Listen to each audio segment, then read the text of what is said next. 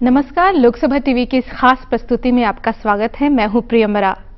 आज हमारे साथ हैं निशांत जैन, जो संघ लोक सेवा आयोग की परीक्षा में हिंदी माध्यम से सर्वोच्च स्थान प्राप्त किए हैं। निशांत जी, आपका बहुत बहुत स्वागत है। बहुत बहुत धन्यवाद प्रियंबरा और लोकसभा टीवी। आप सबसे पहले हम ये जानना चाहेंगे कि अचानक आप हिंदी माध्यम से सर्वोच्च स्थान पाते हैं, फिर आपको लोकसभा अध्यक्ष भी सम्मानित करती हैं। अचानक इतनी सारी सफलताएं, आम से खास बन जाना, कैसा अनुभव है? जी देखिए, आम से खास बन जाना निश्चित रूप से अच्छा लग रहा है, बहुत अच्छा लग रहा है।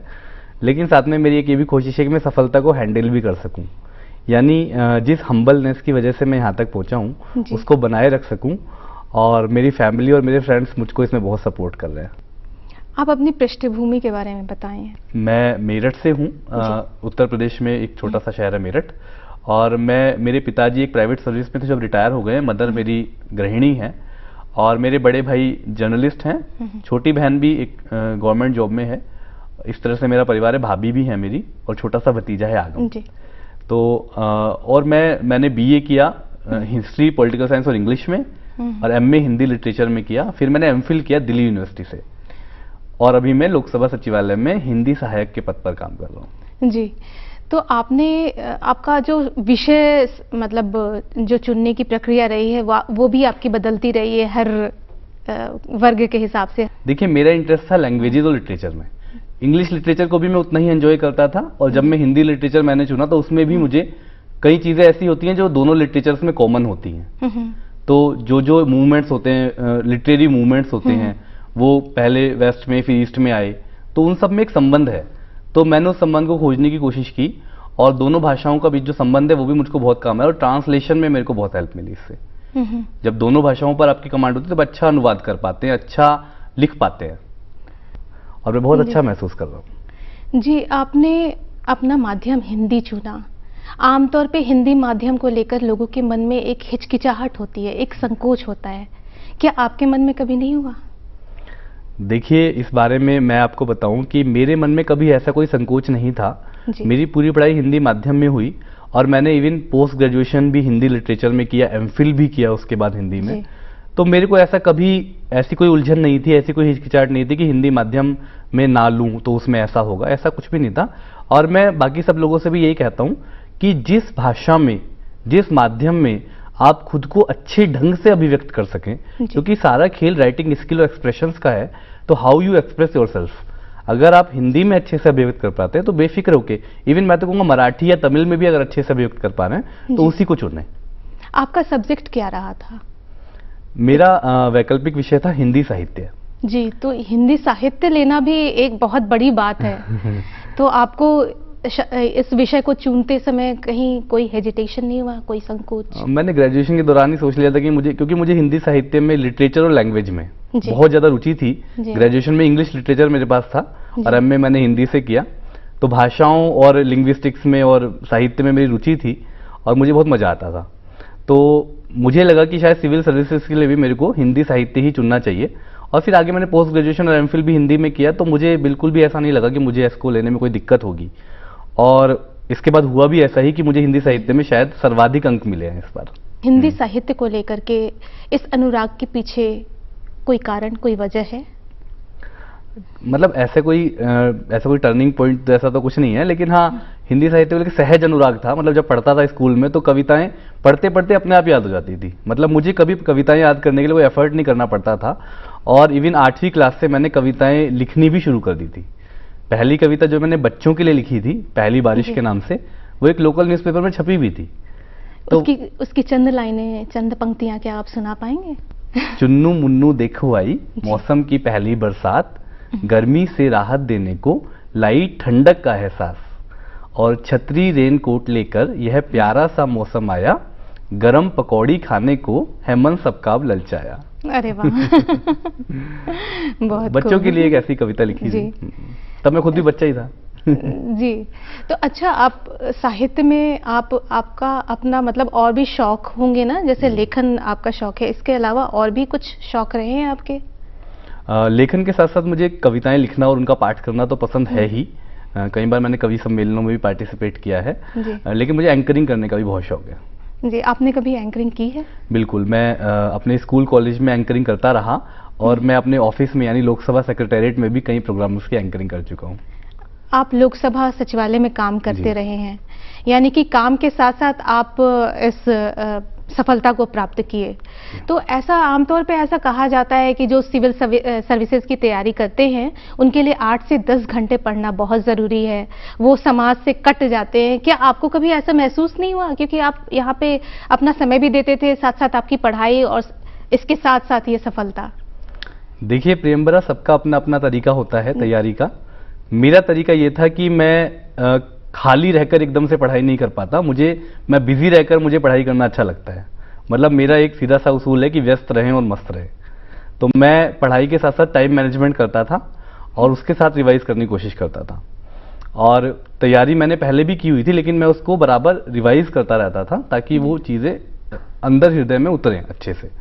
तो और सोसाइटी से कटने की जहाँ तक आपने बात की है, तो मुझे नहीं लगता कि सोसाइटी से कट के आजकल हम कुछ अच्छा गेन कर सकते हैं, क्योंकि आजकल जिस तरह का पैटर्न हो गया है वो बहुत डायनेमिक है और वो हमसे एक्सपेक्ट करते हैं कि हमको अपने देश, समाज और दुनिया की खबर हो और देश दुनिया में क्या घट रहा है उसके प्रति हमको एक अवेयरनेस हो।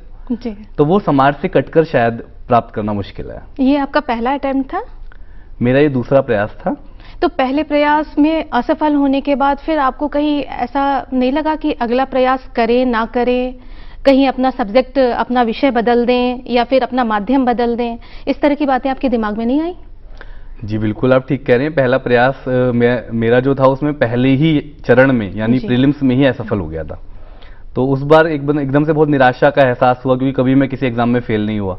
तो पहली बार जब एक असफलता का एहसास हुआ तो बड़ा खराब लगा और लगा कि अब मुझे शायद नहीं करना चाहिए या मैं इसके काबिल नहीं हूँ ऐसा। लेकिन उस समय मेरे परिवार ने और मेरे मित्रों ने और मेरे शिक्षकों ने मुझ में बहुत भरोसा दिखाया और उन्होंने मुझे बताया कि निशांत, तुम इस काबिल हो, तुम्हें इसको दोबारा से देना चाहिए, अच्छे से देना चाहिए। और इवन शायद मुझे खुद पर जितना भरोसा था उन लोगों को मुझ पर उससे ज़्यादा भरोसा था। तो इसी भरोसे की वजह से मैंने फिर से कोशिश की और पूरे मन के साथ मैंने तैयारी की, जॉब के साथ तैयारी की और एक निश्चिंतता और तनाव मुक्ति के साथ देने की कोशिश की और परिणाम आपके सामने। कितना वक्त दे पाते थे पढ़ाई को नौकरी के साथ साथ? नौकरी के साथ साथ बहुत ज़्यादा वक्त नहीं दे पाता था। शाम को 2-3 घंटे पढ़ पाता था और वीकेंड्स में सैटरडे संडे को ज़्यादा पढ़ता था। सैटरडे संडे को 7-8 घंटे पढ़ लेता था, 7-8-9 घंटे। आप अपना टाइम मैनेजमेंट कैसे कर पाते हैं? टाइम मैनेजमेंट वास्तव में एक बहुत बड़ी सफलता की कुंजी है, खासतौर पर सिविल सेवा परीक्षा में। उसके लिए मैं कहना चाहूँगा कि सबसे पहले एक अपना आत्म मूल्यांकन कर लें, यानी हमको ये पता हो कि हमारे स्ट्रेंथ के एरियाज क्या क्या हैं और हमारे वीकनेस के एरियाज क्या क्या हैं। जब हमको ये पता चल जाता है तो हम अपनी प्राथमिकताएं तय कर पाते हैं। यानी अगर मुझको पता है कि मेरा पॉलिटी का पोर्शन अच्छा है, संविधान और अर्थव्यवस्था की जानकारी मुझको अच्छी है, तो उसको एक बार रिवाइज करने से ही काम चल जाएगा। लेकिन अगर मुझे पता है कि विज्ञान और प्रौद्योगिकी मेरा थोड़ा वीक है तो उस पर थोड़ी और मेहनत करने की जरूरत है। इस तरह से अगर प्रायोरिटीज सेट करेंगे और उसके बाद टाइम मैनेजमेंट करेंगे तो ज़्यादा बेहतर हो सकेगा। और साथ में थोड़ा सा समय अगर अपनी हॉबीज़ के लिए भी निकालेंगे, थोड़ा सा परिवार के लिए भी निकालेंगे तो तनाव कम होगा। हमारे जो दर्शक हैं उनमें बहुत सारे ऐसे भी होंगे जो प्रतियोगी परीक्षा की तैयारी कर रहे होंगे, उनके लिए ये बताएं कि मतलब अगर वो पहली बार तैयारी कर रहे हैं तो उनको कितना वक्त निकालना चाहिए अपनी पढ़ाई के लिए और किस तरीके से वो अपना ध्यान केंद्रित करें? हाँ देखिए, अगर पहली बार तैयारी कर रहे हैं तो एक तो कोशिश करें कि पहले अपने ग्रेजुएशन को ठीक से कंप्लीट कर लें और ग्रेजुएशन के दौरान एक एम्प्लॉयबिलिटी गेन कर लें, ताकि अगर सिविल सेवा परीक्षा की अनिश्चितता के दौरान किसी कारण से सफलता ना मिल पाए या किसी चरण में असफल हो जाएं तो एक विकल्प रहे। उसके बाद तैयारी करें और उसको तैयारी को मतलब कंटिन्यू करें और कोशिश करें कि 1.5 साल का समय, 1 से 1.5 साल का समय आप इसके लिए इस परीक्षा को दें, क्योंकि ये परीक्षा थोड़ा सा समर्पण की मांग करती है और एक कंसंट्रेशन की मांग करती है और वो लगभग थोड़ा इस अवधि के दौरान ही डेवलप हो पाता है। अभी वक्त हो चला एक छोटे से ब्रेक का। ब्रेक के बाद हाजिर होते हैं।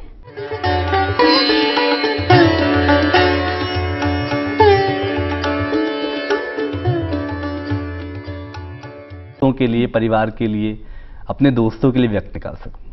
आप लिखते रहे हैं, क्या आपने कभी मतलब अपनी कुछ कविता की लाइनें आप सुनाना चाहेंगे जिससे हमारी युवा पीढ़ी जो है उनको एक जोश मिले, एक नई उम्मीद मिले? बिल्कुल, मैं लिखता रहा हूँ और युवाओं को लेकर मुझे बहुत अच्छा लगता है, युवाओं से बातें करना भी, और उनको मोटिवेट करने की मैं कोशिश करता हूँ। तो एक कविता मेरी है सकारात्मक सोच, तो मैं वो कविता ही आपको सुना देता हूँ। बिल्कुल। कि सकारात्मक सोच संग उत्साह और उल्लास लिए, जीतेंगे हर हारी बाजी, मन में यह विश्वास लिए। और उहा पोह अटकलें उलझने, अवसादों का कर अवसान, हो बाधाएं कितनी पथ में, चेहरों पर बस हो मुस्कान। और अंतर मन में भरी हो ऊर्जा, नई शक्ति का हो संचार, डटकर चुनौतियों से लड़कर जीतेंगे सारा संसार। और लें संकल्प सृजन का मन में, उम्मीदों से हो भरपूर, धुन के पक्के उस राही से, मंजिल है फिर कितनी दूर। और अंतिम पंक्तियां कि हम क्या कामना करते हैं कि जगें ज्ञान और प्रेम धरा पर, जगें ज्ञान और प्रेम धरा पर, गूंजे कुछ ऐसा संदेश, नई चेतना से जागृत हो, सुप्त पड़ा यह मेरा देश। बहुत खूब, बहुत खूब। आप कुछ मैसेज, कुछ संदेश युवा पीढ़ी को देना चाहेंगे? युवा पीढ़ी को मैं यही संदेश देना चाहूँगा कि never never never give up, कभी भी छोड़ें नहीं, अपने भीतर की चिंगारी को बचाए रखें और तनाव मुक्त होकर आगे बढ़ें। फिर मुझे दुष्यंत कुमार की 4 पंक्तियां याद आती हैं, गजल उनकी एक है कि इस नदी की धार से ठंडी हवा आती तो है, इस नदी की धार से ठंडी हवा आती तो है, और नाव जर्जर ही सही लहरों से टकराती तो है, और एक चिंगारी कहीं से ढूंढ लाओ है दोस्तों, इस दिए में तेल से भीगी हुई बाती तो है। बहुत खूब, इस दिए में तेल से। आप इस कार्यक्रम में आए, आपका बहुत बहुत धन्यवाद। उम्मीद है आप लोगों को भी ये खास मुलाकात का कार्यक्रम पसंद आया होगा। मुझे दीजिए मेरी पूरी टीम के साथ इजाजत। नमस्कार।